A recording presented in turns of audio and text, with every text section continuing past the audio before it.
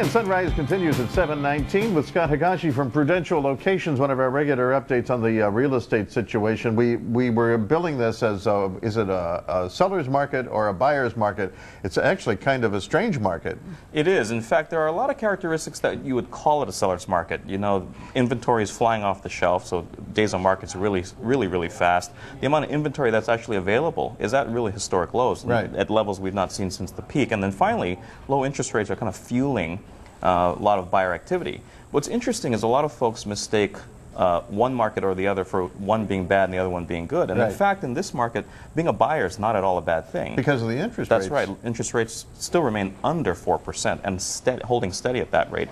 Plus, you know, in Hawaii, like the stability of pricing, what we haven't seen is that rapid rise in pricing that we saw in the peak years. So it's an interesting market in the sense that there probably should be more pressure on pricing, but there hasn't been yet. Although single-family homes, 1 out of every 5 is getting overbid, over asking. So there are interesting conditions out there, and it's not necessarily a balanced market because I think sellers do have some advantages, but that doesn't mean it's bad for buyers. One thing that it strikes me kind of offsets some of the sellers' advantages is that there are a lot of people that are still scared to be in the market. That's right. You know, consumer confidence is one of the things that I think always worries folks. And on the buyer side, if you don't think you're going to have a job or you're worried about the economy, you don't often buy a home. However, I think we're starting to see a lot of those clouds part. Tourism is doing really well. The economy seems to be very much on the rebound, and the news is really good coming out of the real estate market.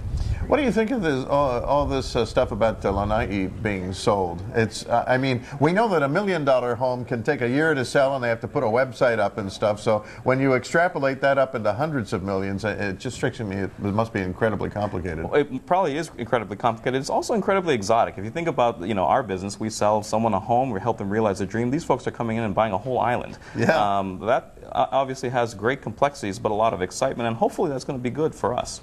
Do you think if there were more, let's say, condos for offshore buyers on Lanai that they would sell in this market, or would that probably be a year or two out before? I think it's probably a year or two out, and the reason I say that is because we still haven't seen the return of a lot of that outside money coming back in. You know, Lanai was a very popular destination with a lot of folks from California. The California buyers haven't really returned to Hawaii's market, and we haven't really seen a lot of foreign buyers buying on the island of Lanai. A lot of folks who are buying on Maui and the Big Island, so we're not really seeing that return yet, but I do think that's coming.